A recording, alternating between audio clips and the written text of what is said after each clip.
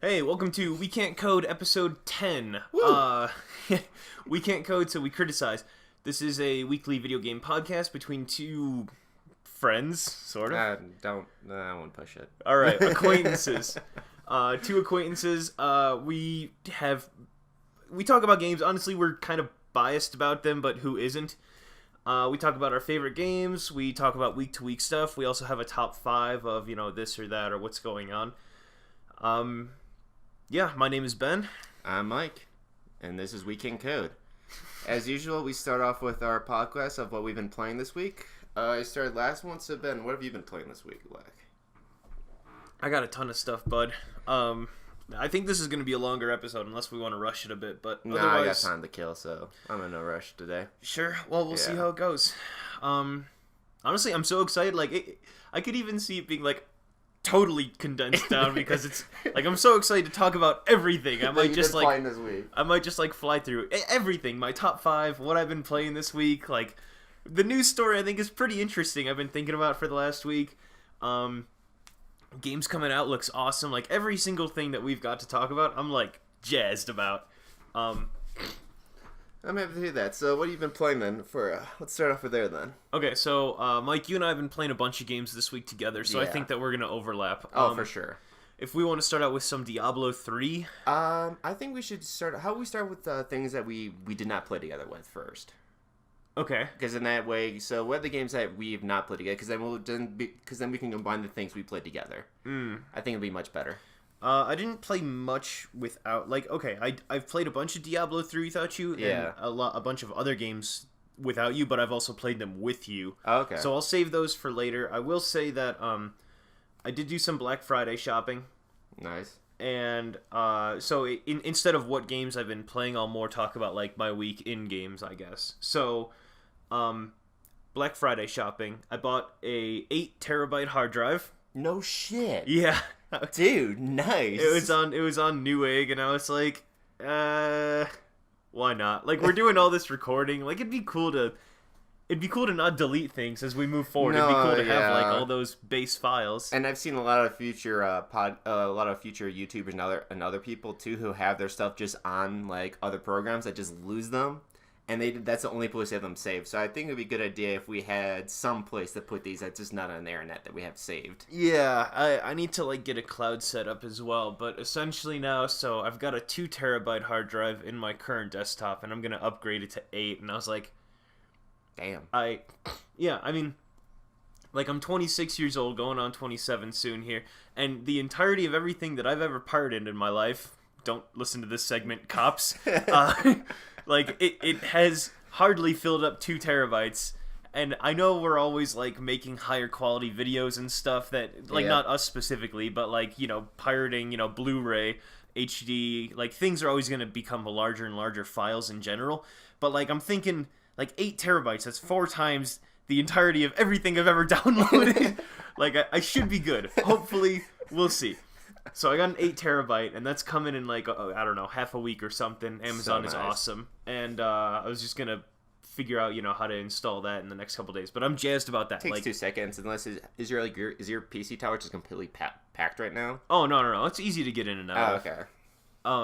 But I've got to pretty much take everything I've got in my 2 terabyte, transfer it over to a external 2 terabyte, and then transfer that to when because I can't have both of them plugged in at once. You know? I don't know computers. Maybe I can. But so I got that 8 terabyte, and I'm excited about that. Definitely. It was a good sale. I got $60 off of it. That's the only thing that I got for Black Friday that isn't specifically a game. I feel like I have to take a deep breath here to talk about all the games I did get, because I was writing down the list 10 minutes ago, and I was like, when am I ever going to have time to play all this shit? See, that's what stopped me from buying things from Steam too, because when I was looking through my list of top 5, I was like, I have all these games I haven't touched yet. And, I don't have a right to buy games yet. So that's the thing. We were playing 7 Days to Die last week, and we haven't touched that since. It's a good game, but we stick with the games that we're familiar with, and we don't really play any of the new stuff. So, I mentioned, obviously we played Diablo 3 this week. We'll get into it in a bit. But I was like, maybe Like, I want to play Diablo 3 a fuck ton, but at the same time, maybe I should, like, get into the games that I need to get around to. But, okay, so games that I picked up. Mike's been talking about Little Nightmares. It's an indie game, and it's only 2 or 3 hours long, something like that. Yeah, you could beat it in 2 hours. There's an achievement that I need to work to get where you beat it in an hour and 30 minutes straight. So yeah, it's about like if you take your time and enjoy it, it's about a 3-hour game. Okay. So yeah, that one sounded cool. That was on Steam for $10. I thought, why not? It's worth it. I got Doom 2016. Yes. I know, right? A game that I've been looking to get for a while. It was $15. I was like, so worth whatever. It. Why not? It's like one of my favorite first-person shooters. I know, and I mean, our top 5 obviously this week is fictional games or fictional guns in games. I was like, oh, like I was gonna make an appearance in mine, so that's obvious. I know. I'm excited though. Third game I got is The End Is Nigh, and this is from Team Meat, the guy that made Super Meat Boy. Yeah, that sounds so familiar to me. And The Binding of Isaac. Pretty much it plays out... I remember that one now, yeah. It plays out almost exactly like Super Meat Boy, except instead of a wall jump, you can grab ledges, is how my friend described it. And initially I was really uninterested in this game. I didn't really feel too inspired by anything, but I saw an interview, like, randomly. Oh, really? And the guy's name is Edmund McMillan, I think, or something like that. But he talks about how, like, if Super Meat Boy was like his confessional love story to making games and like his like breakout game that made a huge success, The End Is Nigh is like his suicide note to games essentially. And I was like, okay, you've caught my interest. But I mean, obviously he's trying to sell a game, so like I'll believe him to a certain extent. But he was saying that the game is just hard as nails, like harder than Super Meat Boy in some cases. Really? I know, and Super Meat Boy is tough as fuck. So, I don't know. We'll see how it is. I know that the one big difference is Super Meat Boy has a ton of like side missions and characters and collectibles and whatnot. End Is Nigh, supposedly, from what my friend said, maybe there's like a secret or something, but he hasn't uncovered anything like that. It's just like, beat this level, go to the next level, etc., like etc. Straightforward, you know? Because like Meat Boy's good, but there might be a little bit too much in it, if that can be a thing. Yeah, I'm going to agree to disagree on that one. I like having more variety if you want to expand the game more. But End Is Nigh, I got that for $10. I also picked up, for console games... I picked up Zelda Breath of the Wild Explorers Edition for Nintendo Switch, and I've got it right here. It's kind of cool. Like, I like it when they put a little extra attention to how the game is packaged, and it's nothing special, but it's got an explorer's guide, which honestly is bullshit, and it's got a map as well, which kind of bullshit again. But I like when they give a little more attention to how the packaging is. Like, it feels like a cool product.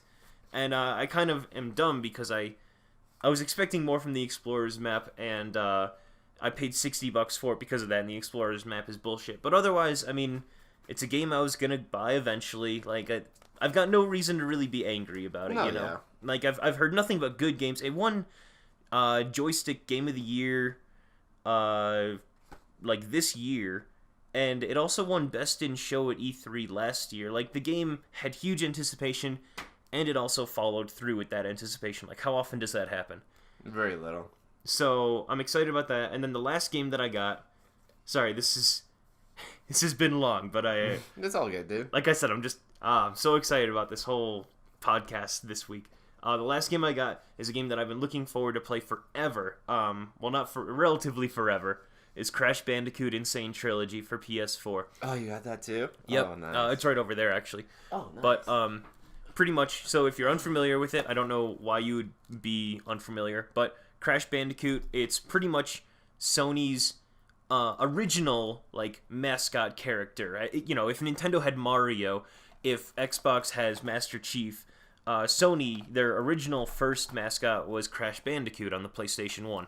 And, I mean, he's continued on generation after generation of consoles, but he's definitely dwindled in importance. Oh yeah. And so what the Insane Bundle, or what the Insane Trilogy is it's Naughty Dog, who freaking, like, they've gone on to some incredible games. I mean, think of Crash Bandicoot, which they made originally, and now they're making fucking, like, The Last of Us and Uncharted. Like, these guys started with Crash Bandicoot. Yeah. And now they're these really gritty games now. Yeah, exactly. I mean, these guys are just killing it every single time. So pretty much it's not just that they, like, it's not like how Kingdom Hearts made, like, a 1.5, 2.5, like, version to port to the new consoles. Like, this game is the same exact game, but built from the ground up. The graphics are updated, the physics are updated, but still they're supposed to be kind of shitty at the same time because it's old school. Like, I'm very excited for this. I've seen gameplay of it. Like, we played it again before, and I'm very impressed with this. This is, like, one of those really good remakes, honestly. Yeah, definitely. Second favorite for me so far. Yeah, so I'm excited to get through that. I'm excited for some hardcore platforming, and I've heard that game is chock full of it. So those were that was my Black Friday, essentially. And then, like I said, games that I've actually played. Mike, honestly, you can have that as your segment, because everything that I've played, I've pretty much played with you. Yeah, so my Black Friday, I just got only kind of responsible things, like a new vacuum cleaner, an HDMI cable for our Roku, so we have to keep on switching it from the DVD player to the Roku. Nerd! And just a lot of gifts for other people. And just like this point, I'm like, at that point after all the shopping, I'm like, all right, I'm done buying stuff. And I was going to buy games, but like I said before, just like, I have a lot of games I need to play, like Heavy Bullet and some other games too that I need to actually play. All right. But the games I have been playing, though, are... I've been playing Cuphead because Ben actually got that for me for my birthday, and that's been really fun because I still travel for work, and I've been playing the game when I've been at airports during layovers, and that game is 10 times more fun when you just play by yourself. It's also just like the challenge end is just perfect. The game seems so much harder when you play with another person, honestly. Totally. And it's like when you play by yourself, it's just better. And it's so much fun. I'm at the second area at the last boss. I'm at the dragon boss. Yep. He's kind of just, he's not too hard. He's been just a real pain in the ass with me. And I'm just like, all right. I haven't really dove into him yet, like actually learning everything. But yeah, I'm still having a blast with it. But besides that, then, I haven't been playing much games, but like Diablo 3. So we've been playing Diablo 3 recently. Yeah, let's get into Diablo 3. So, Diablo 3, we talked about it on the last podcast, I think. Yeah. And so since that, in the last week, I sent out a Facebook message and I was like, hey, who wants to play Diablo 3? I know, like, nothing's really happened with the game lately. So we heard back from like 6 people. Yeah. Yeah, I'm in. And so, like, I mean, I don't even remember the last time I had a full group of 4 people playing Diablo with me. So, we, like, the first day that we played, we had all 4 of us. We were all the same level. Like, it was good just kind of blasting through the game. Yeah, I wasn't in this one because, sadly, the download was taking way too long. So I had to sit out for that one, sadly.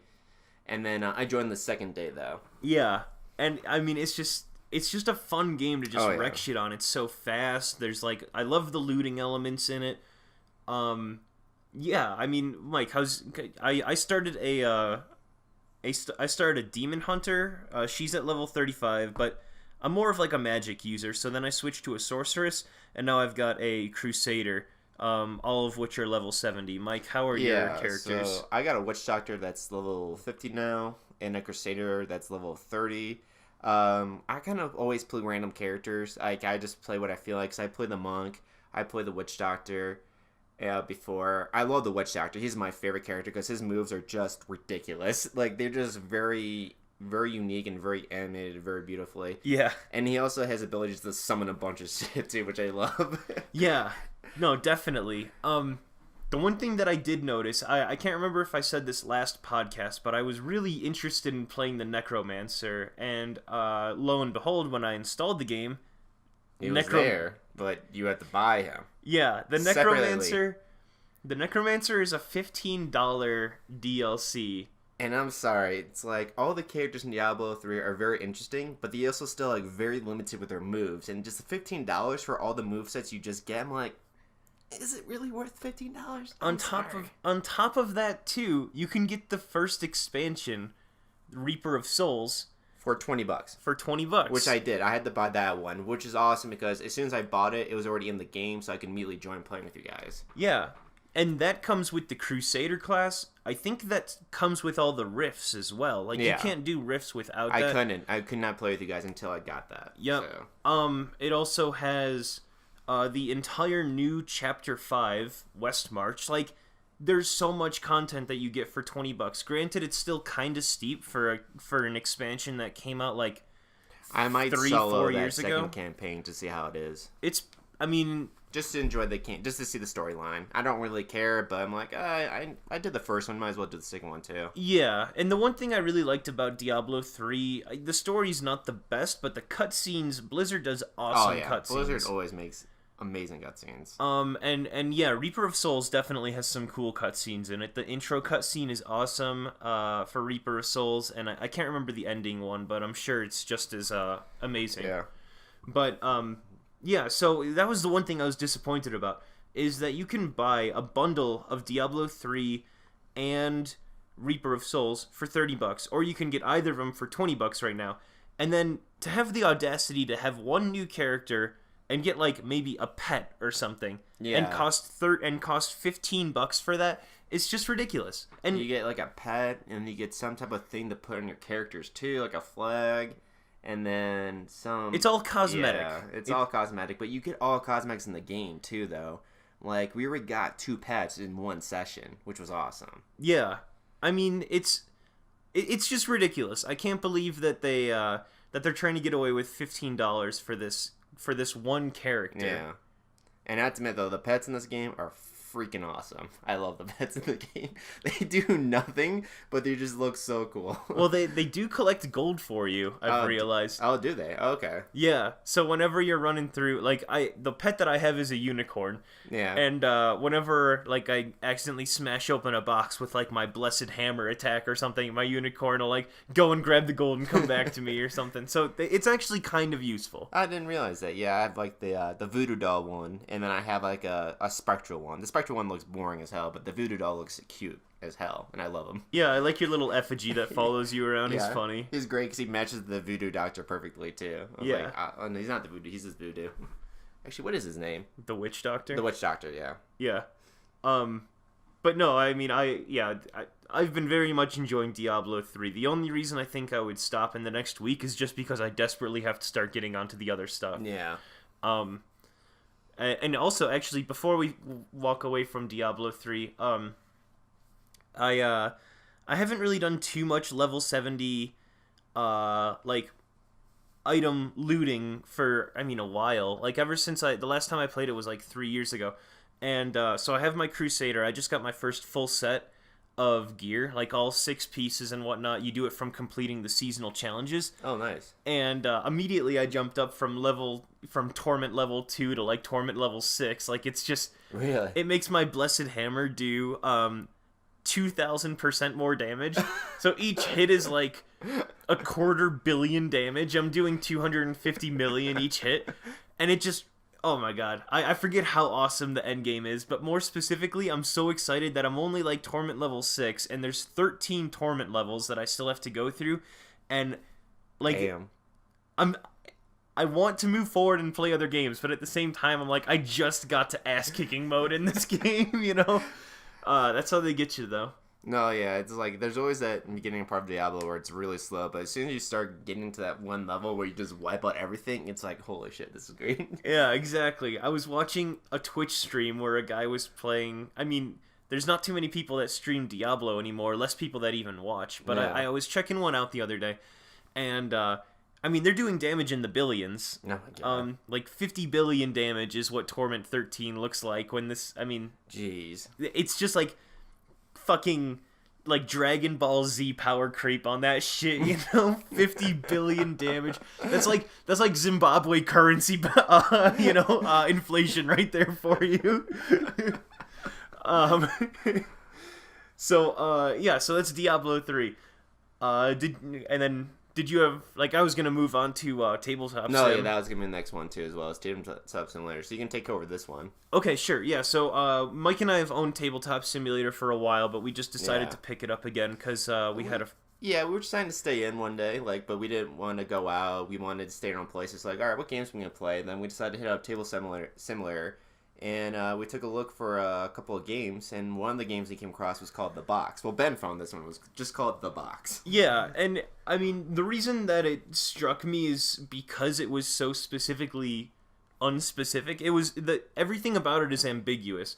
And to describe the game as best as possible is that you start out with one deck, and then so you shuffle the deck, and depending on which cards appear or don't appear, you pull out different decks from the box, and you play with those as well. And there's like 50 decks or something, some absurd number that you can pull from. So you have no real objective in the game until you start flipping over cards. Until you find an objective to play. Yeah. So you're like, when you start the game, is that you're just pulling cards and just getting stats, random stats too, that can mean absolutely nothing, because you may pull a goal is like, hey, the first one to 100 points wins, and then, or be, hey, the first goal is, hey, kill the other player. The last player that has more than 0 health wins the game. But you can go into negative health in this game, and if you like, in some parts of the games, if you have a certain deck, you can be undead then all of a sudden. Yeah.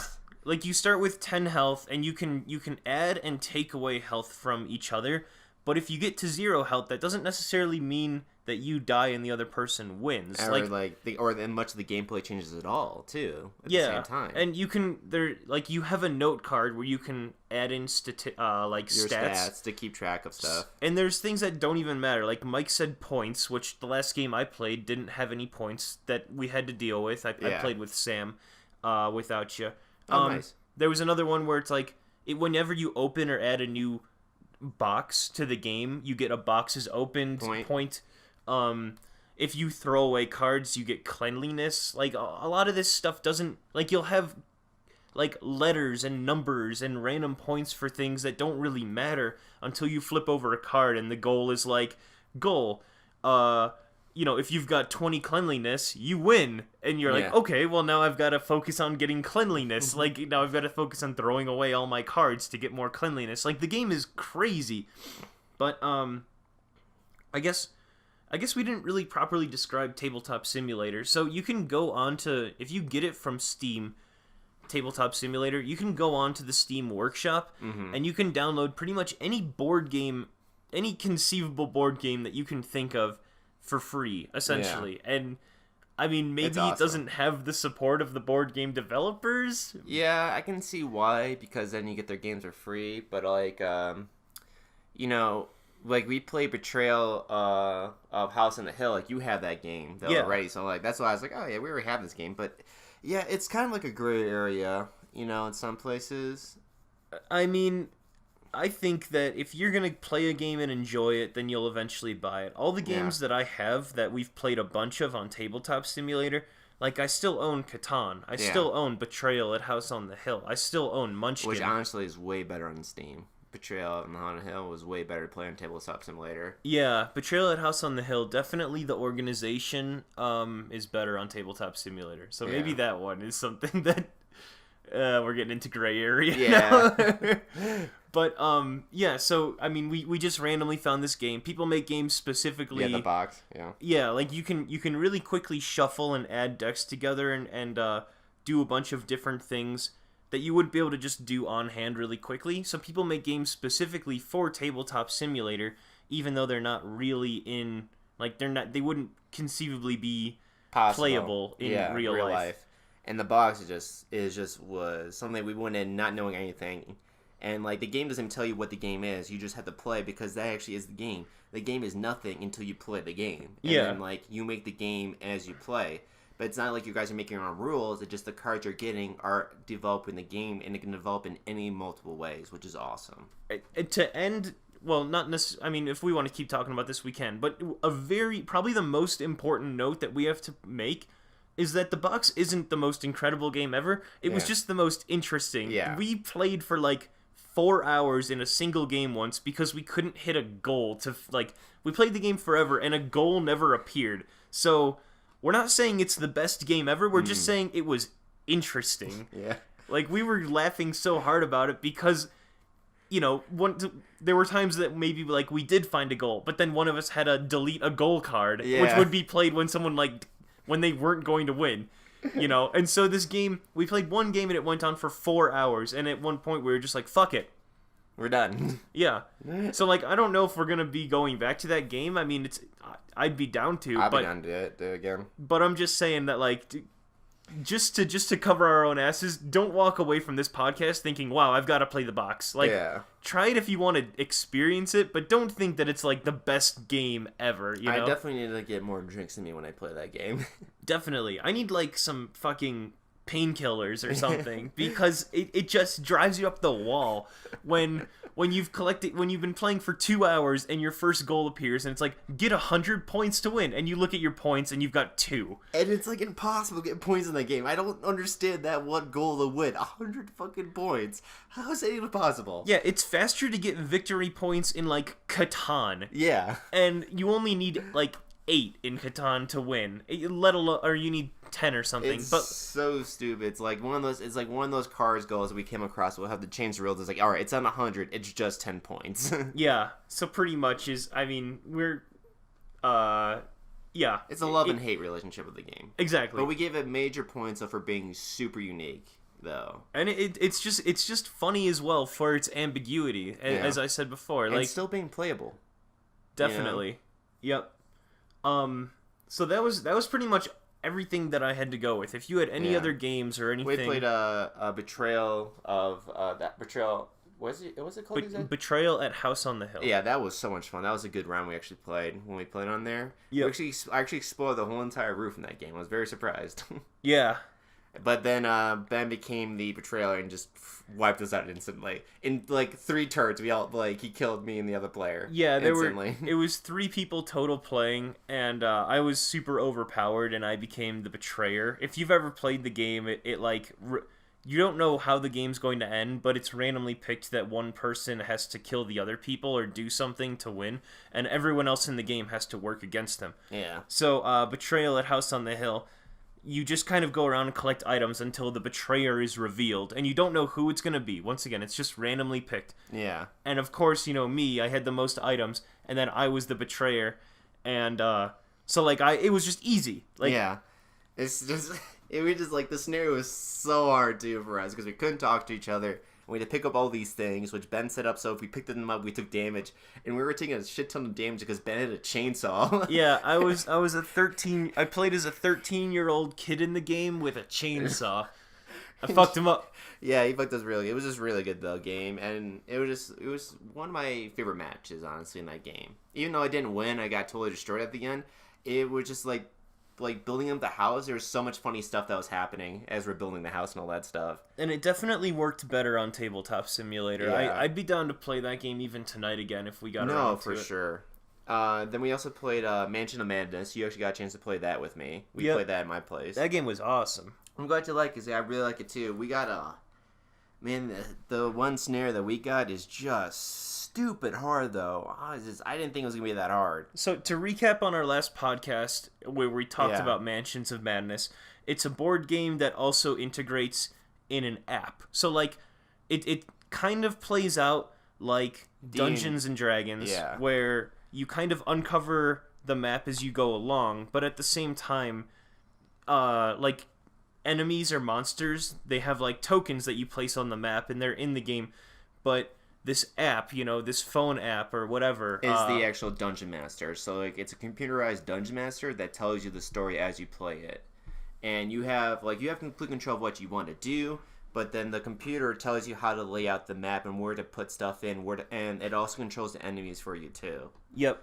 And it does a very well job in doing it. The stories that so far I've only played 2 scenarios. There's I think 3 more I can play. And so far, both of them have been really fun. The first one was good. I played with my girlfriend. We both loved it, and she's pretty excited to play it again. And the second one I played with Ben, which has been stupid hard. Yeah, but I mean, it was still really cool though. Yeah. I liked the exploration in it. I liked the uncertainty, and it was cool that we didn't have to move all these characters around ourselves. Like they had their own.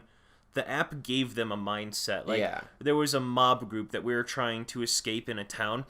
And every time that it was the mob's turn, it was like, send the mob to this street or this alleyway. Send the mob to, over on this corner of the board. Like they had a randomly generated set where the mob would, spawn and like check out the alleyway. And then once they got done exploring the whole town, the whole map, burning the hotel down. Yeah, then they started burning some of the buildings. Like, it was a really cool idea where like they had a mentality. It wasn't just that they kept patrolling, but they had like new tactics that were uncovered. It was really awesome.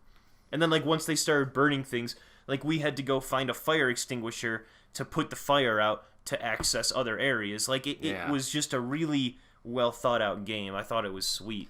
Yeah, for something so complex, it is very tight game that handles very easily and very easy to understand too at the same time. Definitely. No, I really liked Mansions of Madness. I'd like to play that again for sure. And then besides that, then I think that was really it for me. What I've been playing, sadly, haven't got much of anything. Just been kind of busy because with Diablo 3 and Cuphead. Well, Thanksgiving too and stuff. Yeah, it's been the holidays, so just like doing all that stuff with people. Mm-hmm. All right. Well, then we can get into our top 5 here.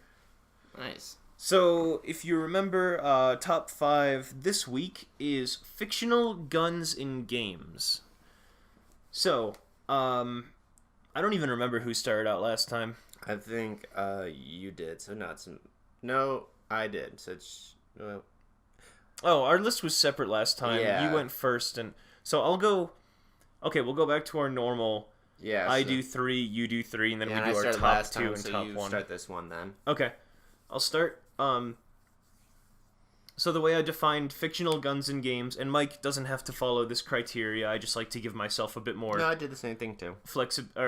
I should say non-flexibility. I like to give myself a bit more Makes reasoning. it easier, honestly. Yeah. So I did listen to the last podcast, and I did specifically say gun. So I stuck away from things like any sort of bow and arrow, projectile. Like, it had to be a gun, essentially. So number 5 for me is the gravity gun from Half-Life 2. Nice. And I know that it kind of throws projectile, but I gave it the benefit of the doubt because it's specifically called the gravity gun. No, yeah, I thought it was a gun.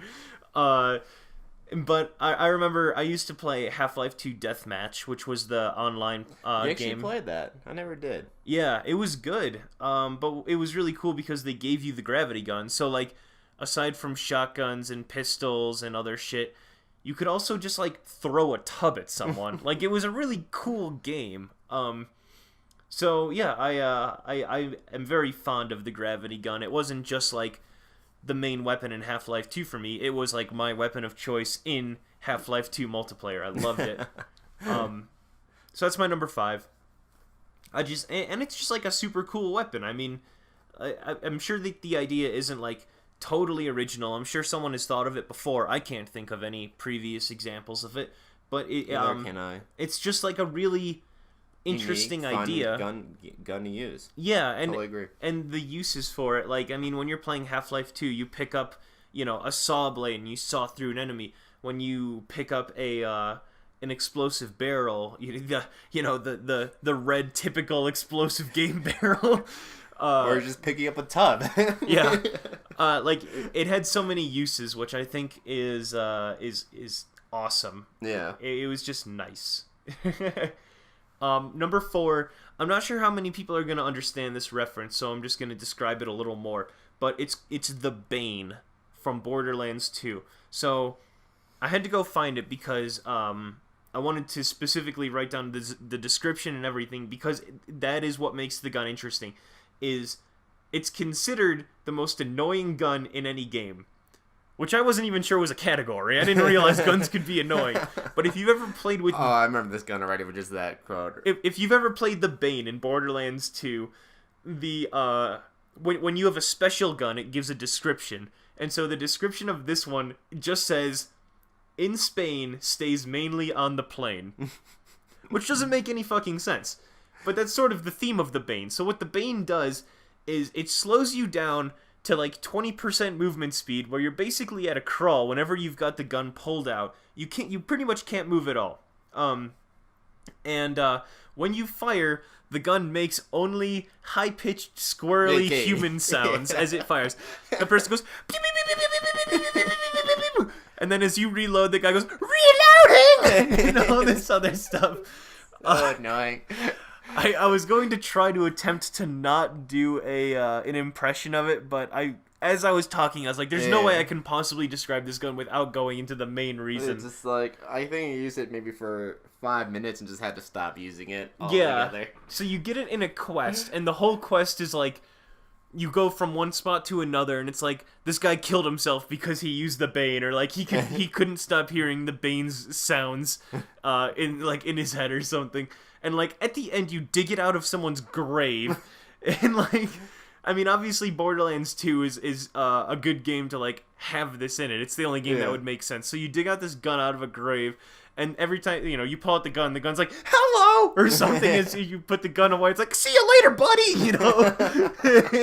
Like, it's got no mouth. It's not like an animated gun. It just talks as you're holding it, and it's so fucking stupid. So that's the Bane from Borderlands 2. Bane. Honestly, go pull up a video. It's so fucking stupid, but it's hilarious. It does so much damage, too. When you first get it, like, you kind of have to use it because it's just overpowered as fuck for your level. But, I mean, it slows you down to, like, 20% of your... Like, you can't move, pretty much, when you're holding this gun. So... Like, you have to use it, but it's annoying. It's really difficult to use because you can't, like, evade or anything. But you kind of have to use it for a couple levels because it's so good. So that's my number 4. Number 3 is the big boy from the Fallout series. I think it might have also been called the Fat Man in Fallout 3. Yeah, that's how I know it is. Okay. I looked it up online. Maybe the big boy is a specific... Fat Man? I can't remember. The big boy is the one that shoots multiple warheads at once. Yeah. Actually. So that's the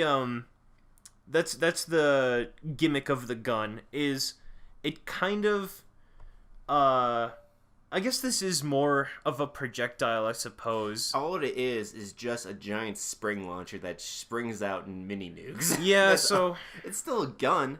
And launches a projectile out of it. Yeah, well, I'll say that because the projectile explodes, I'll give it a gun. I mean, it's like, would you call a rocket launcher a gun? Yeah, you've got a good point. Okay. Because there's a trigger and everything on it. It's just spring-loaded gun. Yeah. Or spring-loaded launcher. Alright, I'll keep it in there then. I mean, I wouldn't have anything else to fill it with right now. So, the big boy from the Fallout series, if you're unfamiliar with it, it's a catapult, essentially, and it catapults what they describe as a mini nuke. So, obviously you've got to aim very far away from you, but you shoot it, and it just launches this big fucking, it's like a huge grenade, essentially. It's a mini nuke. And it goes, and starts falling, and then it hits the ground, and it does a fucking mushroom cloud explosion, and you can take out like 50 enemies with it because of the explosion, the damage radius, it's so big. And the first time that you use it, like, at least when I was playing Fallout 3, I was like, they're gonna call this the mini nuke, and it's gonna do, like, a small, tiny explosion. Yeah. And so I used it on a guy and just immediately killed myself. Because, like, the explosion is massive. You wouldn't believe how big it is. You have to, like, see someone on the top of a hill and be like, I'm gonna kill that guy. Like, he can't be, like, if he sees you and he's running towards you, you're already too close to use this gun. No, here's the thing. If you see one guy on a hill, you go like, I want to use a mini nuke. You must really hate that one guy. Yeah, he's standing on my hill. And there was one time where I actually did that once. With the mini nuke. Do you remember in Fallout 3 with the robot town? Where like it's like a mini theme park, it's all run by robots? I remember that in Fallout 4, but... Oh, yeah, it was in 4, that's right. Sorry, I was in 4 where I used it. And every single one of them killed me. It's like, oh, this is trash. I'm gonna talk this guy. Kills me. I'm gonna talk this guy. Kills me. So I got so pissed. I just took all my mini nukes I had and just blew up the whole entire town. I used every single one. Like, I used to be a person that would save those. Like, I'm gonna do this just in case. Like, no, fuck it. These guys are deserving a mini nuke, each one. Oh, man. Yeah. Good times with a mini nuke. So that's my number 3 is I mean, I looked at it. It must be a special version of it in Fallout 4 called the Big Boy, but the gun is normally called the Fat Man. So just to recap on those top 3, it's the Gravity Gun from Half-Life 2, the Bane from Borderlands 2, and the Fat Man from the Fallout series. Mike, what are yours? So my number 5 is the Lancer from Gears of War. It's all it is if you never play Gears of War, it's the basic weapon you have that all the the human foot soldiers have. It's an assault rifle with a chainsaw as a bayonet on it. Yep. And honestly, it wasn't practical. It was really hard to get those, to nail those. And if when you're doing it, you're kind of leave yourself open. But man, is it the most satisfying thing when you nail someone with it, especially in multiplayer. If you just nail someone with a Lancer kill, it's like, yes. Yeah, I've seen some of those clips online and stuff. I mean, it's what is it like when you get a battlefield kill when you take someone's dog tag from melee killing them? It's the same thing except like you go into their neck and just like blood spurting everywhere. Like it's on the same level of satisfaction. Oh, it's so good. My number 4 is from Fallout 3.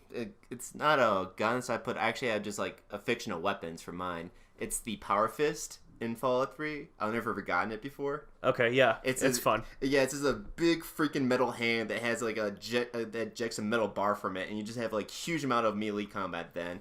And I used that solely for one gameplay once, and it's just stupid fun. Yeah. I just have so much fun memory of using that. That was almost going to make my list until I had my sub-criteria. Yeah, that's so funny. And it's like, I just love that. Man, I actually loved... It was just so good. I don't know why I loved it so much. No, it was awesome. That's totally a good reason. And then another gun was my number 3 is the laptop gun from Perfect Dark.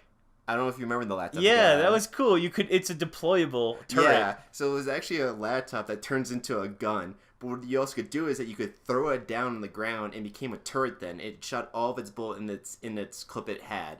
And I had so much fun with it. It was such a cool, unique design of a game. Yeah. I've always loved being chased by someone. I would just throw up in the ceiling, then switch to the gun, and just have it shoot at them, and I shoot them too.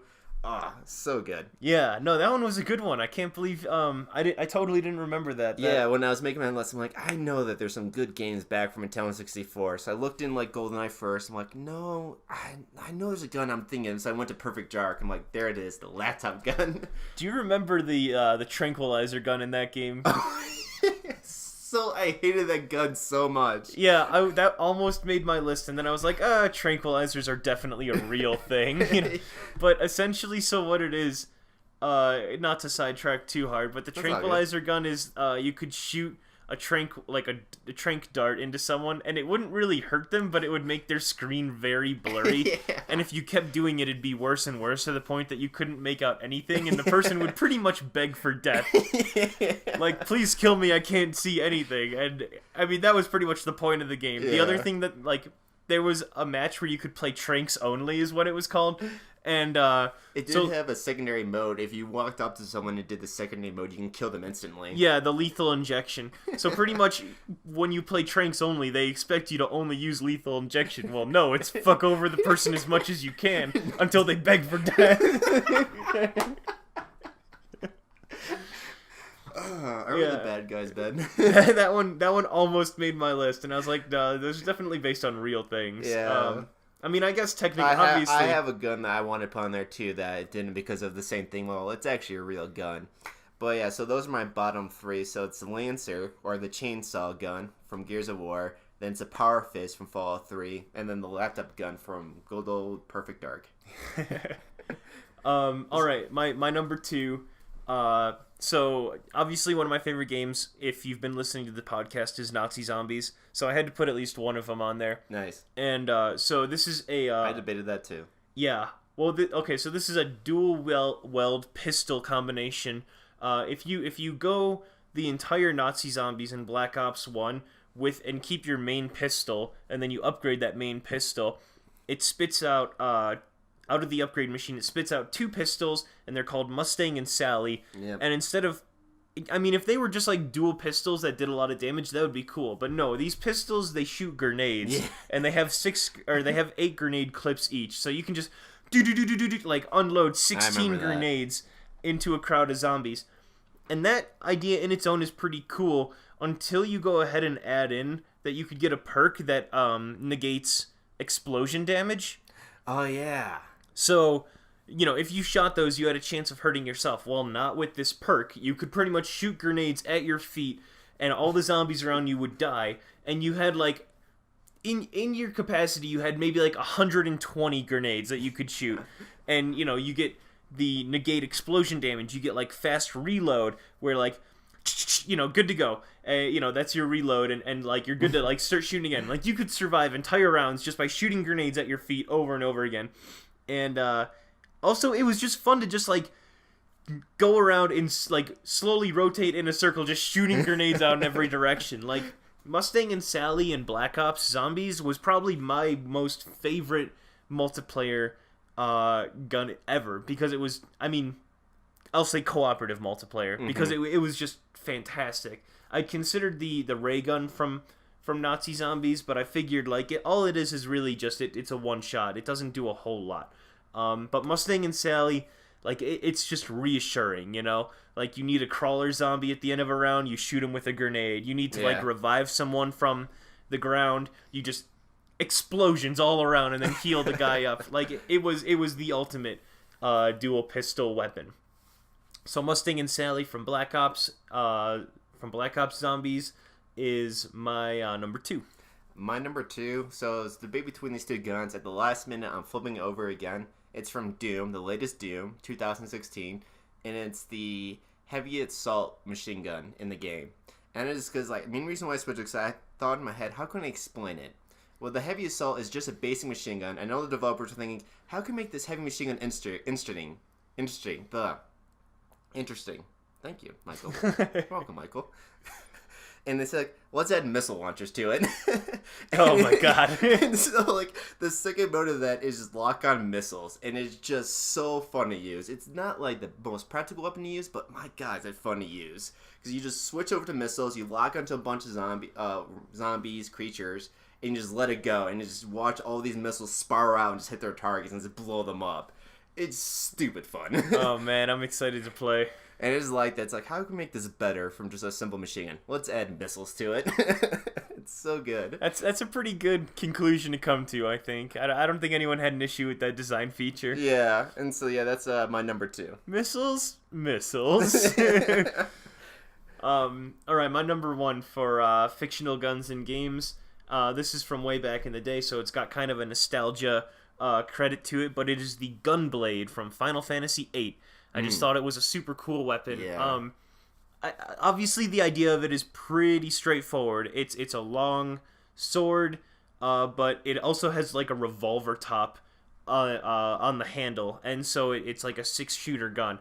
And the more I talk about it, the more, like some of the other guns are a bit more show-offy and stuff that I've had on this list. Like they do a bit more, they like look cooler or something. But the Gunblade kind of just resonates with me because, whenever you did like Rezukuken Auto in Final Fantasy VIII, like all of the moves that your character does in the game, like Lionheart or something, it like there's so much emphasis on the actions and movements of the sword as he's swinging it, or like, the laser beam as he brings it down onto someone. Like it just felt so dramatic and intense and badass. And also, I love the Final Fantasy VIII intro cutscene where it's him and Cypher, and they're kind of like battling back and forth between the two. That is a good cutscene. If you haven't seen the Final Fantasy VIII cutscene, it's just like Final Fantasy, they do awesome cutscenes and they always stand the test of time. They always look good. This one in just particular, like they really set up this idea of like this is a cool weapon. Both him and Cypher, as they're battling in the opening cutscene, they both use different variations of a gunblade, and it just really set in my mind like that's a cool weapon, So that's my number 1, the Gunblade. So to go back through my list, the Gravity Gun from Half-Life 2, the Bane from Borderlands 2, the Fat Man / the Big Boy, I guess, from Fallout series, Mustang and Sally from Black Ops, and the Gunblade from Final Fantasy VIII. Nice. Oh, and I do have an honorable mention, sorry. No, it's all good. I have 2 myself. Okay, so my honorable mention, like I said, I wanted to specifically stick as close to, like, guns as possible, and this one kind of had me, like, back and forth, so I just kept it as an honorable mention. But it's the Eviscerator from the Killing Floor series. Ah, yeah. If you play as the Berserker, the best weapon that you can get in the game... I was thinking about putting on it, too, by the way. Yeah. The best gun that you can get in the Killing Floor series as the Berserker is you get pretty much what's a chainsaw, but instead of a chain, it's a buzzsaw, and it's at the top of it. So you can like just like bring the buzzsaw into enemies, and then it also acts as like a buzzsaw crossbow. Yeah. Where you can shoot, like if you can bring it into enemies, and then you can also shoot it out crossbow style into someone, and like it'll cut them, it'll split them in half, whatever. And then it ricochets too. Yeah, and it also jumps around and hits other enemies. And then you can also retrieve that ammo because it's not specifically a bullet. Like all you have to do is just reload it. Fucking powerful too. It's so good. Yeah, it's awesome. And the reason it didn't make the list is because specifically it wasn't a bullet and it wasn't a gun. It was a projectile, but it wasn't necessarily in the end, it's a crossbow. Yeah, I mean, I guess you can call it a gun, but I understand where you're getting at though with it. Yeah, and this is where I said, like, this is why I was a little distraught about the Fat Man being on my list, just because those things are practically the same. You know, one's an honorable mention, while one's on the list. Yeah. I didn't think it through. I kind of messed it up there, but that's all good. Either way, it's regardless, they're both at the very least honorable mentions for being great guns in games. Yeah, and then my number one is the Needler from the Halo series games. I don't know if do you know the Needler? Yeah, it's the homing shot. Okay, it's a homing shot. This is like one of the most barbaric weapons I know, and I love it to death. Because what it does, it shoots out purple crystals that are also homing, and then when it hits someone, they explode, doing additional little damage to the person. But if you hit someone enough with those purple needlers, it's a huge explosion and kills them instantly. And the thing that I like about it so much too is like, because like I know this because I get hit by it so many times, but when you hear it, you know it's coming for you, and you get hit by one, it's like okay, I'll live. And I was like, it's like you get like maybe 3 seconds where you go, oh fuck, and just explode then and just die instantly. I just love putting it to people, enemies. It's stupid fun to use, especially in Halo 3 when you can dual wield them, so you can have two at the same time and just unload something like in 2 seconds. They just blow up instantly. It's just so good. The design of it, the color of it, and the sound, like it's just so good, and just how lethal it is, and just how fucked up it is too, where you just stab someone with a needle and then it just explodes, a chunk of them out of them too. But then you just shoot with a bunch of them, it's like a giant grenade just going inside of them then, and it's just so fucked up and so good. Jeez. And so that's my number one is the Needler. So to go over it again, it's the Lancer or the chainsaw gun from Gears of War, the Power Fist from Fallout 3, the laptop gun from Perfect Dark, the heavy assault with the missile launcher from Doom, and then the Needler from Halo. And then my honorable mentions is the chain gun from Doom, the same Doom game.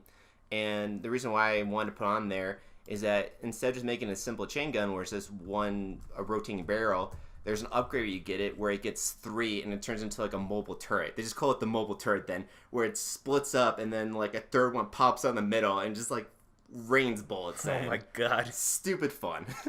But you can still move, so they just call it the mobile turret then. And then another one is the crossbow from Half-Life 2, just because it was so fun to nail just the AI with the crossbow and have them go flying across and get stuck to like walls and stuff. Yeah, and the cool thing about that is that it didn't use bolts or anything. You used fucking pieces of rebar. Yeah. And just the sound it made was so good too. Yeah. Yeah, just it was so solid. Yeah, exactly. It was less of like a thing and more like boom. Like, yeah. It just like felt heavy. Yeah, and like you saw, like you could see it too, just as their bodies go flying to a wall and they're just stuck to it then. Yeah, and I mean that's when like kind of like the physics of like limbs and stuff started to really get emphasized in great games. Like it was so fun to just like see them hanging there and their body like limbs like swinging back and forth. Like if they're hung up by their hand, their whole body's like, you know, doing a pendulum thing, you know. So good. Loved it. Yeah, that's a good one. But yeah, those are my top 5. Mm-hmm. That was a good section, man. I just remember thinking back to the Needler. God, so good. Yeah, I didn't know that the Needler exploded when you used it. Every projectile explodes, but if you hit him enough, it's a huge explosion that kills him instantly. Holy shit. Yeah, it's so good. So getting hit by like twice like does no damage, but getting like 6 or 10, you die instantly. Well, not instantly. You have like 3 seconds of life left, and you have nothing. You can do nothing about it, and just die. Yeah, it's so good. Huh.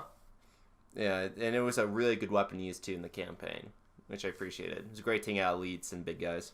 Yeah, it's cool that it stuck around for a while, because I remember people kept talking about the Halo pistol, which I never played the games, but they were saying that the first one was overpowered, and then the other ones just like really dwindled. Yeah, because like when the first one, you could just play multiplayer with the Halo you can beat the whole game with just the pistol alone, and you can kill everyone too with it on the multiplayer. So all you would need was the human pistol and the plasma pistol.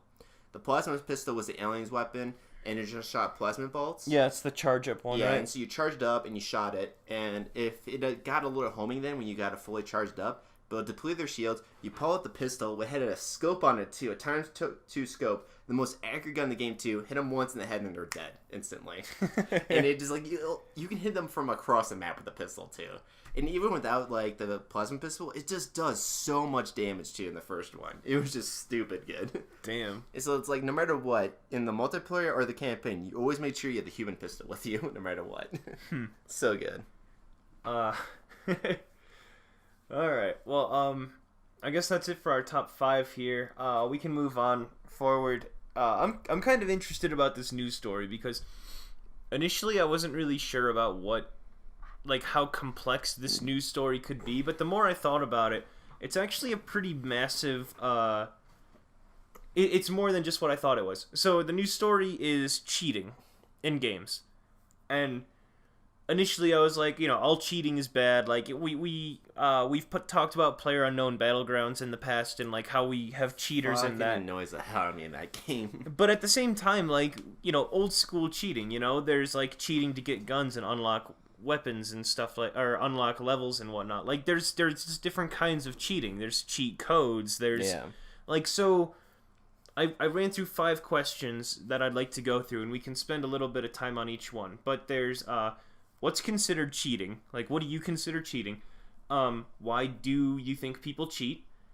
When is cheating okay? When is cheating not okay? And then what are your favorite scenarios of cheating, if you can think of any?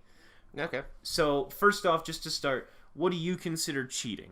Well, cheating is that when you acquire something to yourself or give yourself something extra that you're not able to do it in normal gameplay, technically. Okay. That's technically cheating to me. Yeah, I kind of wrote down stuff for this prematurely here, but I said cheating to me is manipulating a game at all. Yeah. So, like, if you are acquiring something early in a game, if you're using glitches essentially to work with like in Fallout, you've got like a speech chance to convince someone to do something, or you've got like a chance to pickpocket or something. Like manipulating those percentages or your chance of success is cheating to me. Not that's necessarily not given to you by the game. Yeah, and that's not necessarily like I feel like the phrase cheating has a very negative connotation to it. Like even though these things are considered cheating, I don't consider all forms of cheating bad. Neither do I. And we'll get to that eventually, but like I don't want people to think that like, oh, you're bad if you like you're a very, very bad boy. If you like ever unlocked all the guns in like Grand Theft Auto, like no, everyone's done that. It's the best thing to do. Yeah, right. So yeah, manipulating a game at all to me is considered cheating as a basis, you know? Like the game offers you ways of acquiring more stealth or of acquiring every weapon that they put in the game, obviously. If you get those weapons prematurely, if you enhance your stats in one way or another, like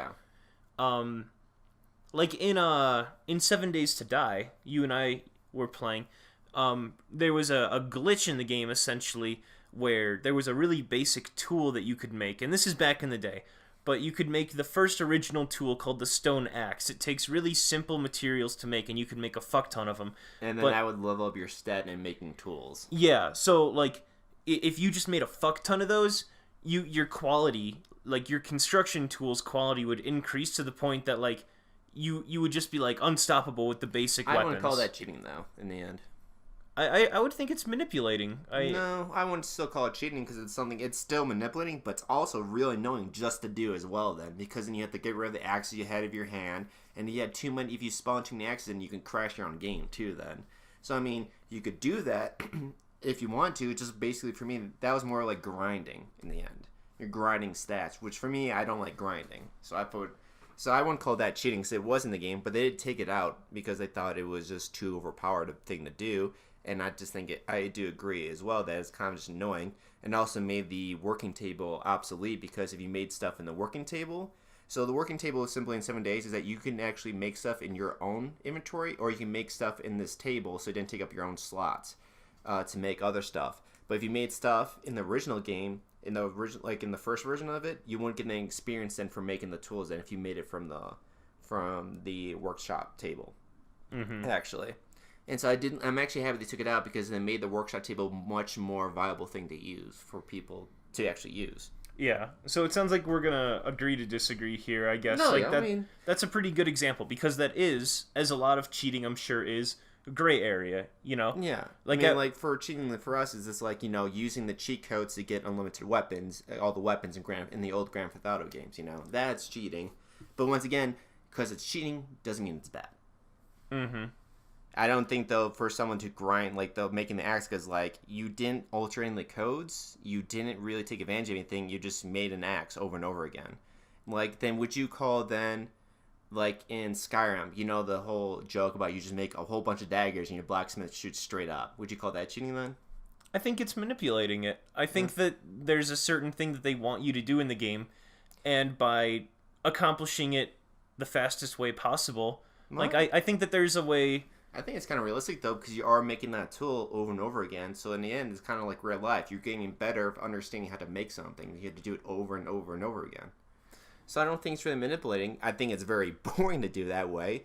But it's a player's choice to do that way. Because, like, some ways when I play games, some people I know would find incredibly boring to play that way, too. Okay, what about this, then? So would you consider cheating going back to the Elder Scrolls, and even going back into Fallout? There's autosave and auto-load. Let's say you go and you pickpocket someone, and it's, you go to grab their key or, like, their money or something, and it fails, and they call the guards. Oh, that's a good one. And you autosave and you auto-load back to before you pickpocketed them. Is that cheating? Because pretty much you're giving yourself a 100% success rate. It just, you have to put in the time to do it.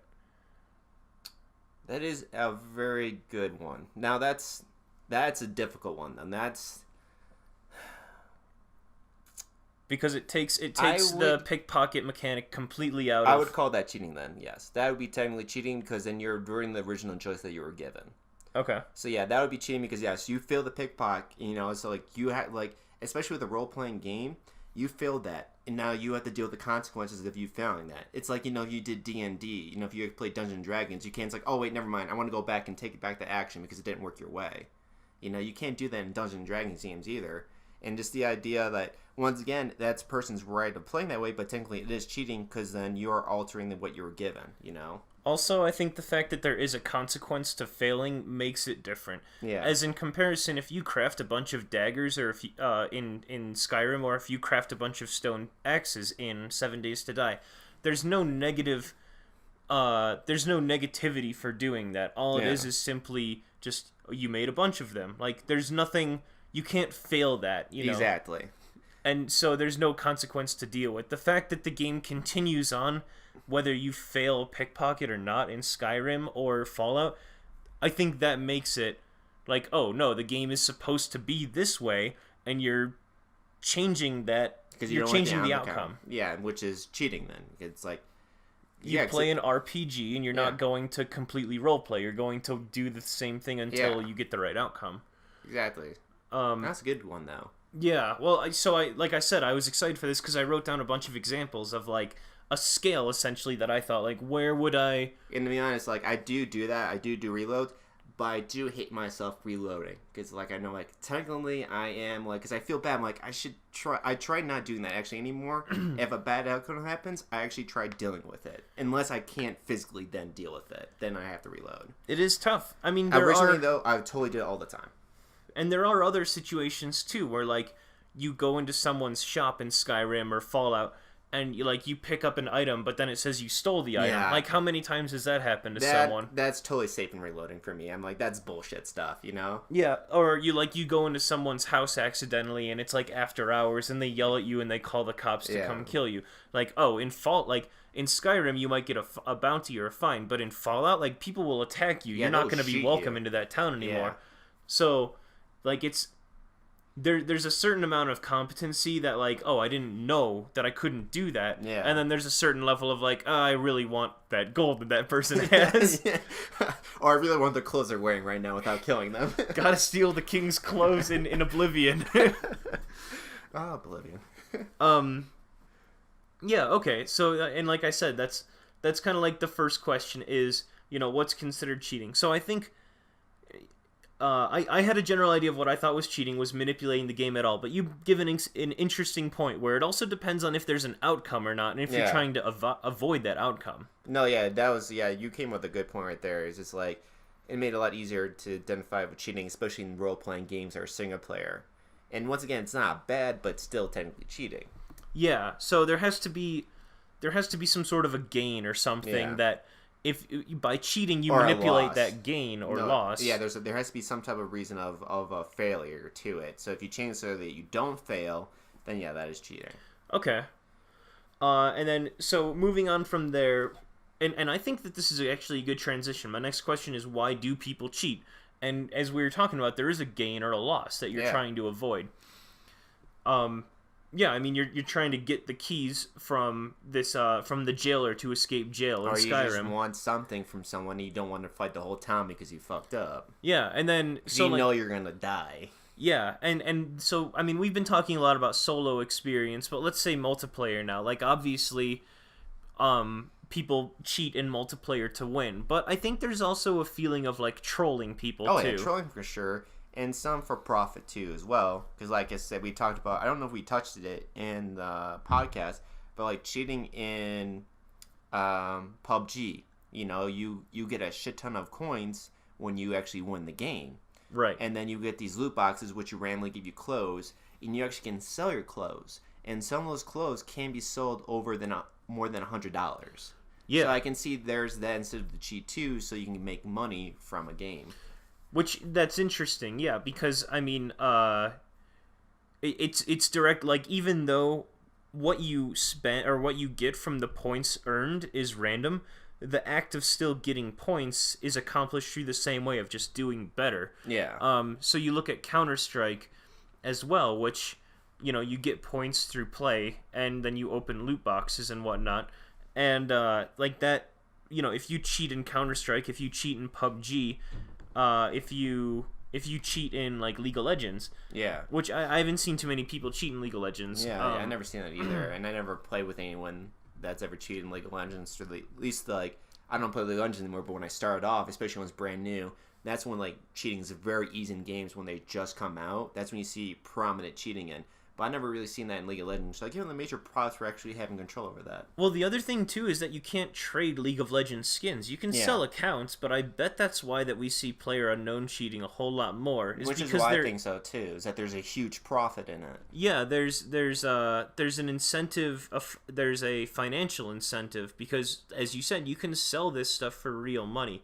Versus League of Legends, you can sell your account, but that's highly illegal, because League of Legends is owned by... It's not highly illegal. Like, you can sell your account, but it's shady to do. Yeah. I know that WoW bans that. For World of Warcraft, they ban that, so you can't do that. Well, it sounds super illegal, but you can get banned from doing it and all that stuff. It's tough to do because it's... I mean, I've never done it, but I assume if you're trading your information to this account and someone is giving you real money... Like, who gives what first? Like, I feel like it's a lot shadier when you've got to go through a third-party website or something to, like, trade with this person. Unlike in PUBG, there's actually a whole there you can just do it off of Steam. So you each get your thing when you each get your profit. It's all legal completely. Well, it's like, it's all legal, and there's a safe system already implanted so no one can get screwed over. Yeah, so I bet that has a huge hand in how often people cheat and why they cheat. Yeah. I think it's like, and once again, it is just to win, and that's also another factor too. When because there's cheaters in other games too, and another one just to troll people. I mean, I'm not gonna be we should get rid of the trollers. I mean, sure, that's their shit and giggles, and that's why they do it. I always thought that was interesting though. Like, why do people cheat? I would never cheat to win in a multiplayer game because it defeats the purpose. Whole purpose. It's like, I won, but I only won because I cheated. Like, I got an extra above this other person, otherwise he would just totally own my butt. Yeah, and I know that some people do. I'm not saying it's a totally unheard of idea, but let's just say cheating, in general, take it out that people don't cheat to win. I'm not saying that they do, but saying that that's clearly not the only reason that they do. So yeah, the financial incentive is really the only other reason I can think about I it. would like to see what would happen Or to troll people. because like man, I ran into so many cheaters playing PUBG. It's like to a point where I think it's ridiculous, and I'd like to see what would happen if they took out the whole economy of PUBG out of it, where you could not actually sell the clothes at all. PUBG. I'd like to see what would happen. Yeah, I don't know. I've never been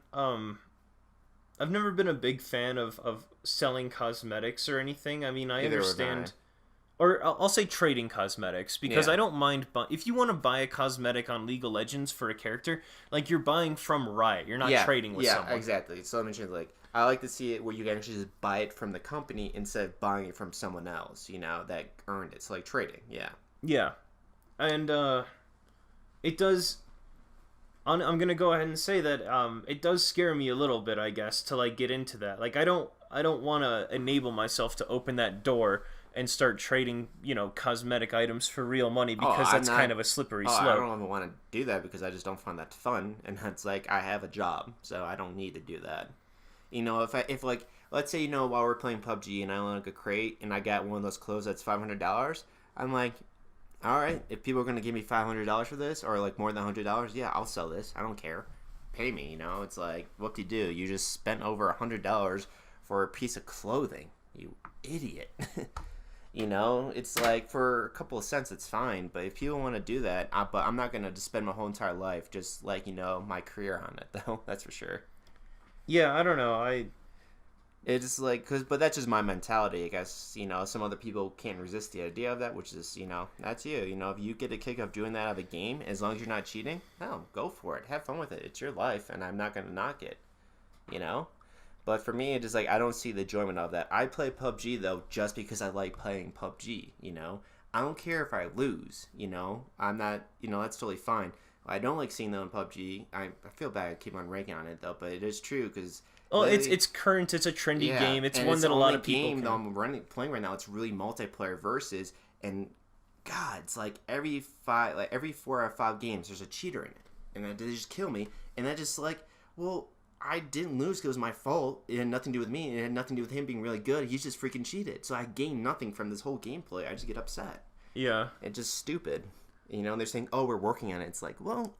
But you kind of know what would probably help solve the problem if you didn't sell, a lot of people sell your cosmetics for over $100 more than your game. Yeah, it feels like this market that people are trying to make is definitely influencing how many cheaters are. I totally agree. In a game. This is my own opinion, but I think that's the main reason why. Because I've never seen so many cheaters in a game before, at least when I've been playing, unless it's a really old game, multiplayer. Yeah, and actually, maybe I've only seen like. The only time I've ever seen a lot of cheaters in the games was in Call of Duty 3, where people try to map hack and just try to jump up into certain places where you couldn't get them. And that's the only ever time where I've seen a lot of cheaters in, and that's it. But that didn't really bother me because they're really easy to. If you knew where the spot was, you would just look up there and just shoot them right off, and that was it. It's like okay, like okay, you can go up there, buddy, but I know you're there now, so.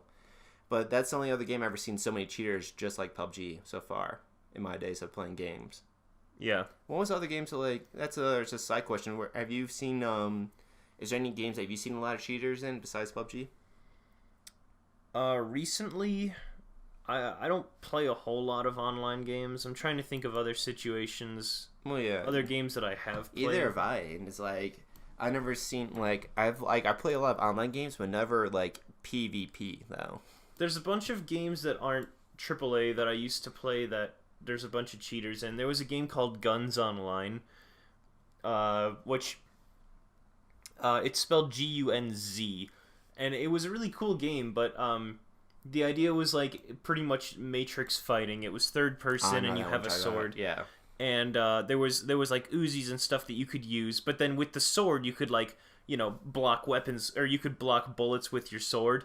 And so like even though you were melee, you had a pretty decent chance up against someone with guns because you could block incoming damage. But it was really cool. You could like run on walls and stuff, and you could like pretty much they called it I think skating, where you would like go move so fast and keep dashing and sliding and running on walls and jumping, where you would like skate around and get close to someone until like they were either in gun range or in sword range, and then take them out. And the game was super interesting. The issue is that there were cheaters that would just instantly spawn behind you. They would do a stun move, and then they would just shoot you while you're down, and then just immediately disappear and go behind someone else. And it was infested with this cheat. You know, Warframe is kind of like exactly that type of gameplay. You should give a look at it if you miss it. If you miss that type of gameplay, give Warframe a try. It's exactly that.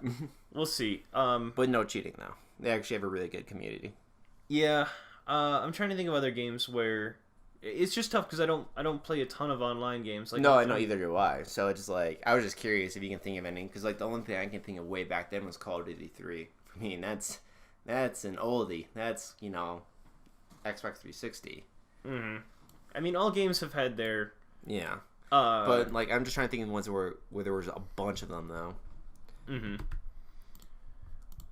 Okay, so that's why people cheat, I guess, I would say the main two reasons are to troll and profit. Yeah, I don't even think I would say that people cheat to win. I mean, they might do it like once or twice, but once you realize it takes no skill, like the game has got to be boring immediately. Yeah, there's no challenge in it. It's like, why do you even do it then? You might initially do it, but the people that continue to cheat, there has to be an end goal for them, which has to be profit or just to fuck with people day in and day out. Yeah.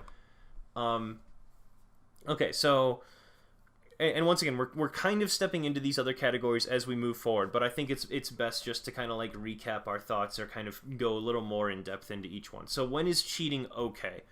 And for me, I think it's when there's no competition, nothing is at stake for anyone else playing. Yeah, I totally agree. Yeah. I mean, unless everyone goes there knowing that everyone's cheating too, you know, it's like a server full of cheaters. They all know they're cheating, so it's like, all right, let's just have fun here. Yeah. Okay. Yeah. That's your example, because I already know like the example that you're talking, like you probably know I'm thinking of. Yeah. So there's the Diablo server that I mentioned last week, and so if there is any competition, the level or the playing field is normalized for everyone. If you're cheating, so is everyone else. It's a common thing on the server.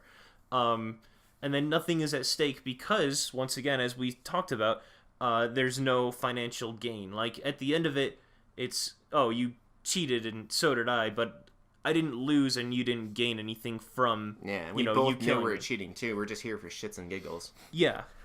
We're just here to have fun, you know? Just a different way.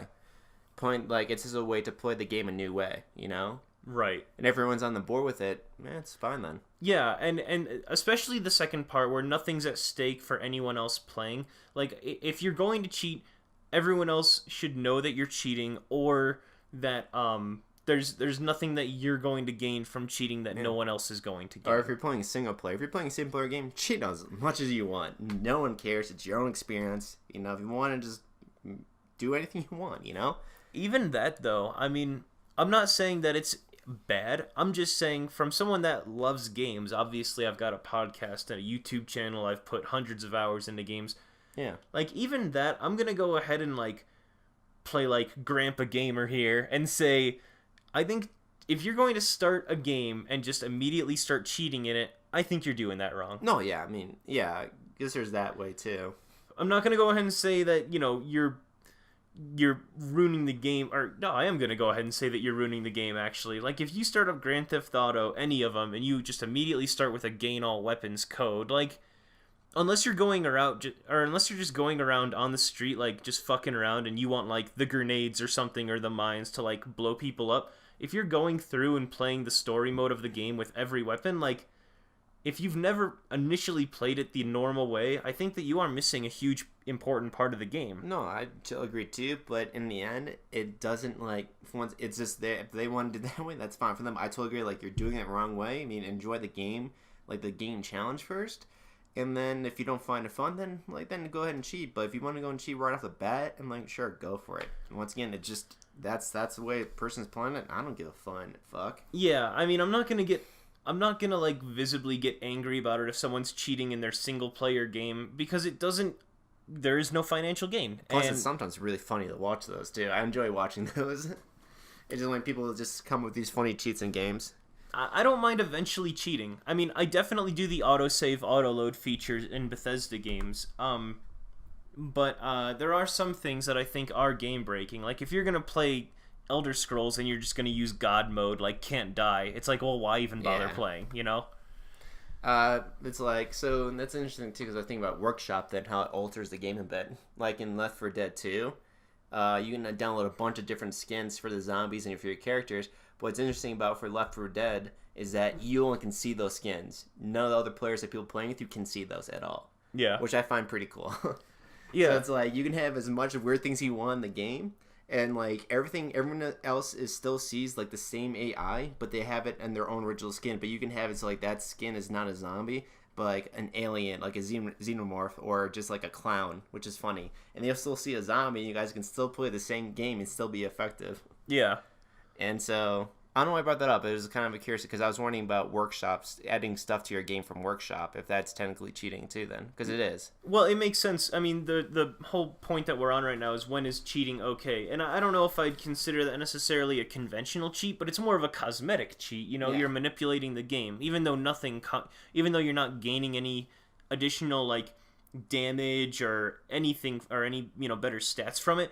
You're still at the core manipulating the game. Yeah, especially like with Skyrim, there's so many things you can download to alter skins or alter certain abilities to make them easier or just more unique.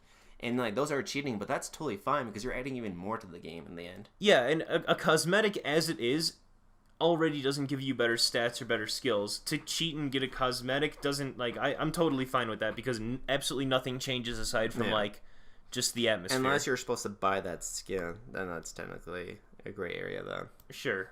And then so when is cheating not okay?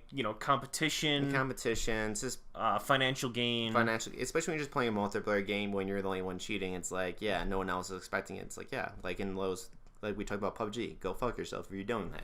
Yeah, I think at the very end of it, when cheating is not okay, the main offender for me is when you're taking enjoyment away from other people. Yeah, and it's like, that's basically nails it. It's like, dude, fuck off. Yeah, I mean, we've played multiplayer games together where, like, someone will use a cheat code or something and just, like, kill someone else or something. Like, there's cheats that, like, if I kill Mike in a multiplayer game using a cheat or something, like... That's fun. It's not necessarily taking the enjoyment away from it. Even though I gained not getting myself killed, like, it's funny to us. It's funny because it's like, we're best friends, so it's just a funny moment. It's like, hey, remember you cheated and just blew my fucking head off?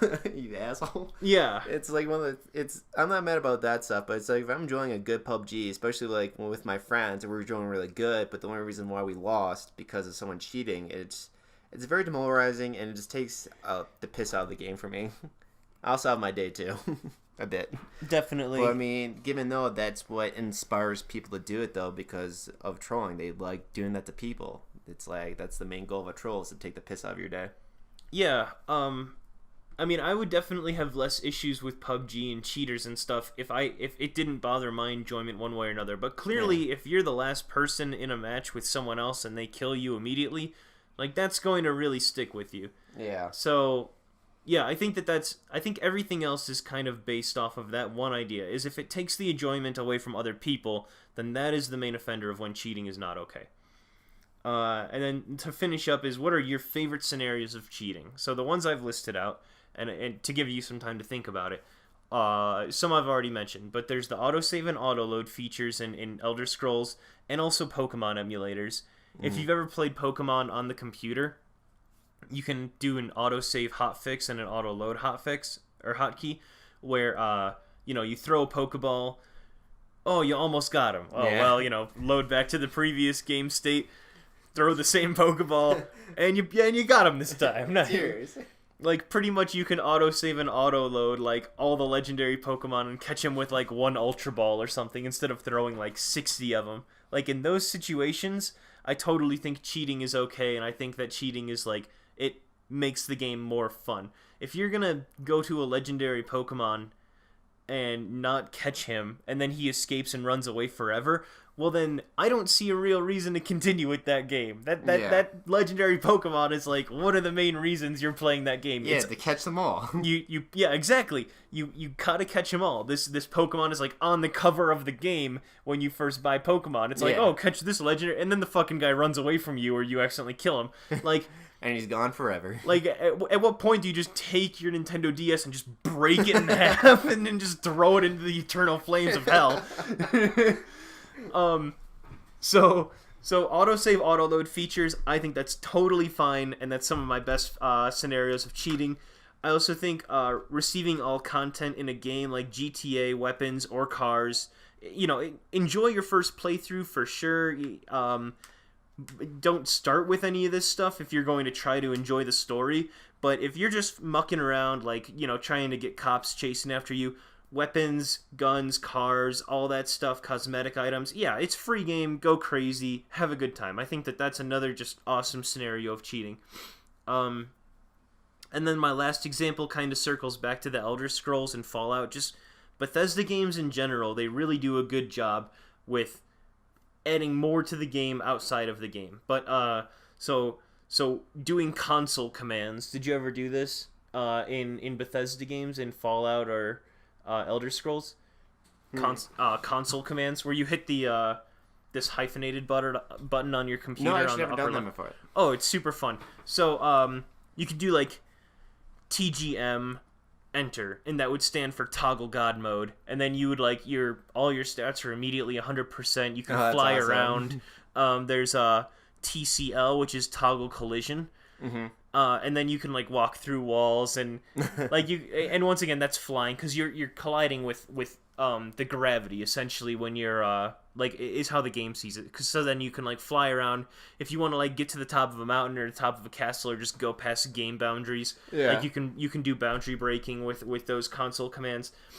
They also do developer rooms where if you type I forget what the code is exactly, but you can type in like enter the developer's room or something, and it'll bring you to a room, and there's like a dozen chests, and like one chest has every consumable item in the game, one chest has like every weapon in the game, one chest has every piece of clothing in the game. So like in Oblivion, I remember I did this console command where I went to the developer's room. I got the king, Lord Septim's, like all of his like glorious clothes that you only see him for the first couple seconds in a game and then he dies. And sorry for spoilers in Oblivion. But so like you can wear like his fancy royal clothes and like his hat. And then I got this spell, and I found it in a spells like it was a spell book, but it was like unlock all the spells in the game, and it gave me the spell like 7 different times based on how powerful the spell was. And so you pick this spell, you pick the most powerful the spell can be, and it was something called like Call of the Mountain. Yeah. And what it is you shoot a lightning bolt out from your hand forward, and it's a slow moving lightning, like a static field essentially. And when it gets like close to 50 meters from someone, like they can be on the other side of the room, this lightning bolt will shoot out from this electric storm, hit the person, and they'll just like go flying and immediately die. But the cool thing about it is it also affected all items in a game. So if you walk into a store and you shoot it, everything everywhere just immediately flies into the air and starts shooting around. That's so good. It was the funniest thing ever. Call of the Mountain. I still remember the name of the spell. But it did like max damage and like, all this other stuff. Like you toggle god mode so you have enough mana to use it, because otherwise it costs like 1,000,000 mana.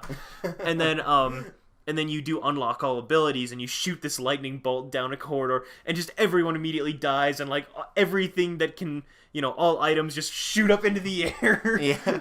It was the best. That's too good. I don't know if you had any examples of cheating that you thought were just super fun. The only way I can really think back, my favorite of cheating is just the good old classic GTA old games, getting unlimited, all the guns, limited ammo, Yeah. And those are the ones I just simply enjoy, where you can just have the ability where you just jack your character full power and stuff, and then just go on a killing spree and have fun as much as you want. Right. Because I can't really think of any things that really stuck with me for cheating. that I've really enjoyed besides just that, honestly. Well, there's the Konami code on Contra. Was it Contra? No, it was another game. I remember watching the Angry Video Game Nerd, and he was going over this one game that's just like super impossible unless you do the Contra code or the Konami code like every 2 seconds. I can't remember what it was, but I guess there's also like, if a game is too unfairly difficult, I would also say that cheating is fine in that scenario. Yeah. I mean, and we're talking like extremely difficult. Like there's no way you could possibly beat this game without the code. Like back old school arcade games that are purposefully made to like take quarters, quarter after quarter out of and you. Stuff. I always like those from those games. Yeah. Especially for was there any cheats for Zombies Ate My Neighbors? I think there's like level jumps, but yeah, I'd have to look into it more. Yeah, I don't think there's ever you can have unlimited lives in that game. I wish there was that one for that one, because that one was stupid fun. Man, it was so hard to beat. Zombies Ate My... Well, there's like 99 worlds in that one. It was really tough to get through. Oh yeah, it's like impossible to get through. But yeah, just for like favorite cheats, it's like just for just getting like unlimited ammo was like my top favorite things I can have are just unlimited lives, so you don't have to worry about it. Mm-hmm. All right. Well, that's pretty much the. I don't even know if I would call that a news segment or a rant, but that's kind of our spiel on cheating. We can move into games coming out if you're good for that, Mike. Yeah, I got my list all already. All right. Why don't you go first if you're all set? Okay. I've been talking for a bit. No, a little bit of sorry water. about that. Yeah, just I didn't have much of that after that. I feel bad, but I got a few games coming out that I thought looked pretty interesting. Excuse me, I had to clear my throat a bit too as well. One of them is called Solar Core, and here's the quick description of it. Solar Core is a top-down twin-stick arena shooter where you must fight off enemies, sing to each level's beat. And it just looked like a cool little, just like it says, a twin-stick shooter game. And the gameplay looked really good. The style looks nice. And I just think it'd be a nice thing to pick up to give it a go and just try out the different levels in it. Yeah, the lighting effects are pretty cool. Another one I saw that was the only one that looked interesting. No one caught my again was Vampira, and it just looks like, I'm not really sure what the whole story is, but the description of it is London 1918. You are a newly turned vampire, Dr. Jonathan Reed. As a doctor, you must find a cure to save the city's flu-ravaged citizens. As a vampire, you're cursed to feed on those you vowed to heal. And it just looks like a really well-designed game, and it just looked kind of interesting. Yeah, so if I may, yeah. Have you heard of this game before? No, I just noticed it. Okay, so this game was shown on E3 maybe 2 years ago or a little longer. This game has been in development for a while, and I get the impression it's been going through development hell. Notice the release date keeps changing. It now says spring 2018. Oh, wow, sorry. I did not notice that. No, it's fine. I almost threw it on my last week's list because I forgot about it, and then I was like, I've heard of this game before. But, so the game's called Vampire, and it's spelled Vampyr. And if that sounds a little more familiar, it's because, yeah, definitely the game's been kind of doing its circles for the last year or two. I don't think it's going to be doing too hot then, because games that, usually when this happens to games, they usually turn out to be really shitty. You can say what you want, but I say check out the E3 trailer, or, something. I forget where it originally showed itself, but the game looks fucking sweet. Well, it might be a disaster because it's going through development hell, but I think I might pick that game up when it comes out, as long as the integrity of it hasn't been tarnished too much. The original trailer looks awesome. And then really besides that was really it, honestly. So of course really the only one I ever really wanted to pick up. Mm-hmm. What about you? I got a couple. Nice. So the first game is called Unforgiving. And I pulled it up here, Mike. So yeah, I can take a look at it. Yep, I'll just play the trailer as I'm talking. So as it describes itself, is Unforgiving, a northern hymn, is a first-person. I've got to scroll over here. Is a first-person horror game heavily inspired by Swedish folklore and the Nordic mythology to create the nightmares that's been haunting Swedish children for many generations. So it's a horror game essentially. But it's kind of interesting in the sense that it just looks like it's pretty well made. Like, the last scene in this trailer, as Mike's about to watch, is this person is looking at his body, and it just starts bending and, like, horribly manipulating itself. Like, the person's fingers start, like, getting thrown backwards violently, and, like, their legs start, like, twisting backwards and shit. Like, it looks like a legitimately decent horror game. And, I get the impression that it's one of those defenseless games where you just have to avoid everyone at all costs. Yeah. But I mean, it looks like a decent game to me. I would be really interesting, like, if each chapter or each level is that you have to deal with a different folklore of, like, a different horror folklore from, you know, the stories. That'd be pretty cool. Yeah, or maybe it tries to, like, combine them all, bash everything together. Yeah. But we'll see. Okay, so wow, there's a lot of Black Mirror was another one I came across too. Yeah. So Black Mirror I thought looked interesting. From the impression that I got, we'll skip to this to the gameplay trailer here. But it looks the animation. Sorry, the graphics are good, but the animation looks rigid like a Telltale game. So I get the impression that it's more story based. Yeah, it's a mystery surrounding a haunted house, and there's like people, and it looks like there's like a murder mystery specifically. But it looks well put together, which is pretty much my biggest criteria when it comes to looking through Steam games. Like, you know, I hate to say like the prettiest games get my attention, but it's so hard to tell when a game is going to be good on Steam because there's so much shit. No, yeah. So you kind of have to go by the polish. Even when I was like going through the list, I was like, well, these games look bad, but they might just be actually really good. But there's just so much to shift through. Yeah, and so I thought this game looked pretty interesting. Like I said, it looks a little rigid, but I mean the graphics for a game that I've never heard about up until right now, the graphics look decent. I mean, I think it's gonna do pretty well. Oh, and sorry, and so dates of release. So the first game that I talked about, Unforgiving, A Northern Hymn, that comes out on November 27th. So by the time you hear this, that'll probably be out. Black Mirror comes out on November 28th, which that's the game that I just talked about here. Mike, did you? Actually, Solar Core just has a release date of eventually. Yeah. And the games I picked out were not good on that.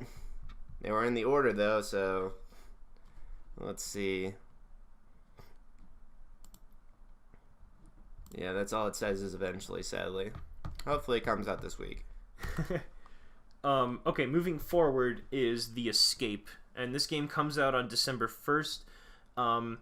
This game, the trailer didn't look particularly interesting, but I like the idea that they're trying to portray here. What the summary says is The Escape is a challenging online co-op strategy game for 4 players. Oh, wow. I get the impression that this is a escape the room game, but it's a cooperative escape the room game, which I don't think has been done before. Well, I mean, they have them in real life now. I don't know if you've ever heard of those before. Yeah. But so pretty much I get the impression that, like, you know, you check out the kitchen, I'll check out the attic, you check out the basement. Oh, I found a key here. Okay, well, I found a box up in the attic, and, you know, we'll put them together. Yeah, that actually sounds like a lot of fun. Yeah, like, the game, I'm going to go ahead and say, it doesn't look too interesting from the trailer. The graphics are where they need to be. They don't look lacking, and they don't look spectacular.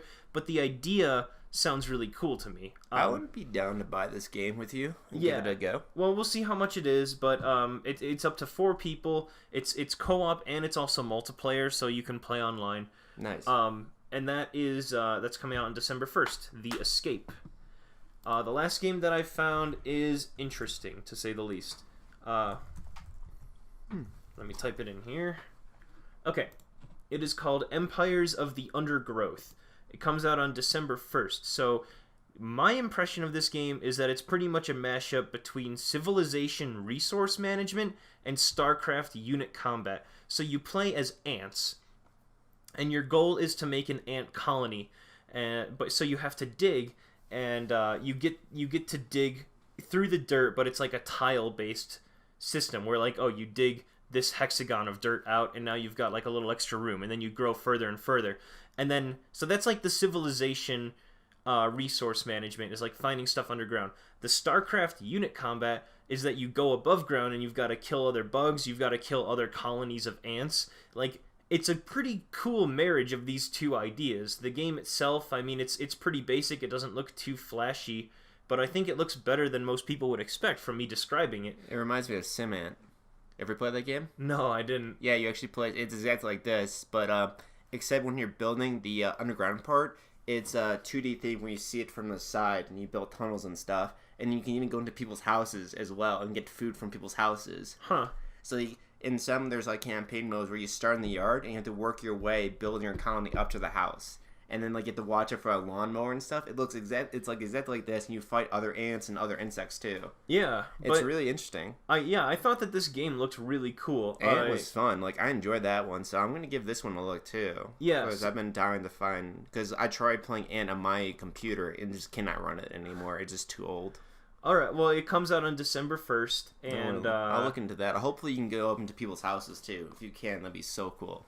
It only says it's single player, so there's that. Just keep in mind. No, the same thing was with Ants too, as well. Well, I just mean I hate to say it's similar to games like Civ and like StarCraft, and not specify it is just a single player experience.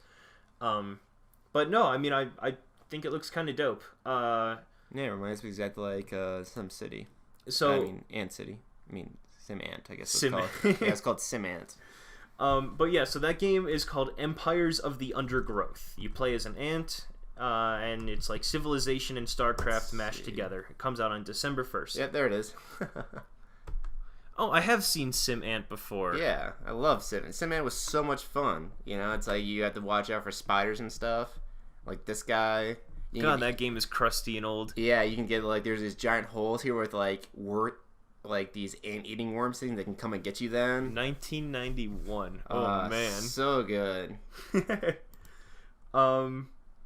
I mean that's all I got, Mike. Did you have anything else? That was it. Do we have like a news segment or top 5 we have for next week? I picked the top 5. If you've got an issue with it, I wrote down a couple so we can see what else there is. I need to start writing down my own. Okay, so I did the one that I thought was pretty good is top 5 favorite character classes in games.